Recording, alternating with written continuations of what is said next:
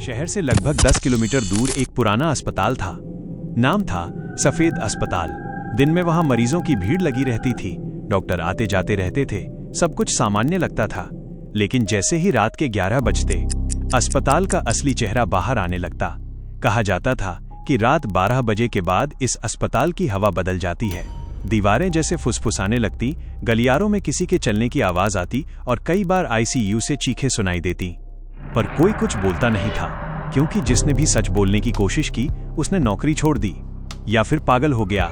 अमन एक नया नर्स था, गांव से आया हुआ, मेहनती और जरूरतमंद। उसे पैसों की बहुत जरूरत थी, इसलिए जब उसे सफेद अस्पताल में नाइट ड्यूटी मिली तो उसने बिना सवाल किए हाँ कर दी।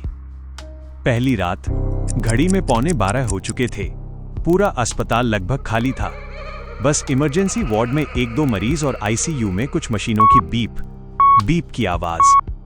12 बजते ही अस्पताल की लाइटें एक पल के लिए झपकीं। अमन का दिल अजीब सा महसूस करने लगा। उसे लगा जैसे कोई उसे देख रहा हो। वो फाइल लेकर राउंड पर निकला।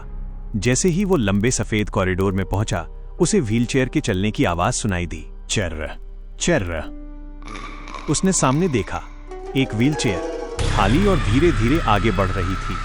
अमन का शरीर ठंडा पड़ गया। उसने खुद से कहा, शायद हवा होगी। लेकिन तभी पीछे से किसी ने उसके कान में फुसफुसाया, नर्स, मेरी फाइल देख लो। अमन ने झटके से पीछे मुड़कर देखा। कोई नहीं था।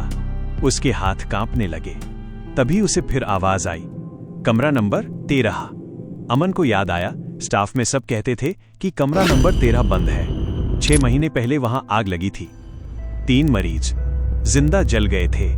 उनकी लाशें पहचानने लायक भी नहीं बची थीं। अमन डरते डरते उस कमरे के सामने पहुंचा। दरवाजा आधा खुला हुआ था। अंदर से ठंडी हवा बाहर आ रही थी। जैसे ही उसने दरवाजा पूरा खोला, उसकी सांस रुक गई।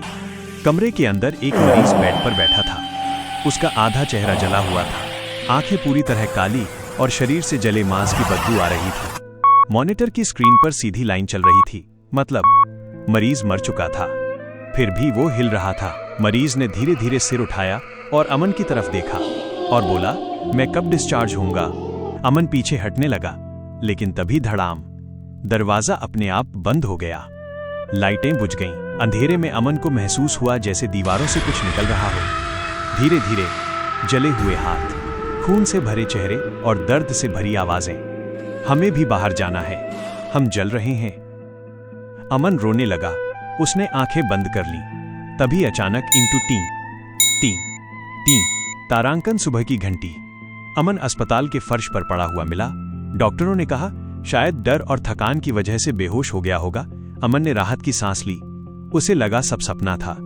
लेकिन जब उसने अपनी जेब में हाथ डाला तो उसके पैरों तले जमीन खिसक गई। उसकी जेब में एक पुरानी जली हुई डिस्चार्ज स्लिप थी। उस पर लिखा था, मरीज का नाम अज्ञात, कमरा नंबर 13, डिस्चार्ज समय रात 12 बजे, मृत। अमन ने उसी दिन नौकरी छोड़ दी।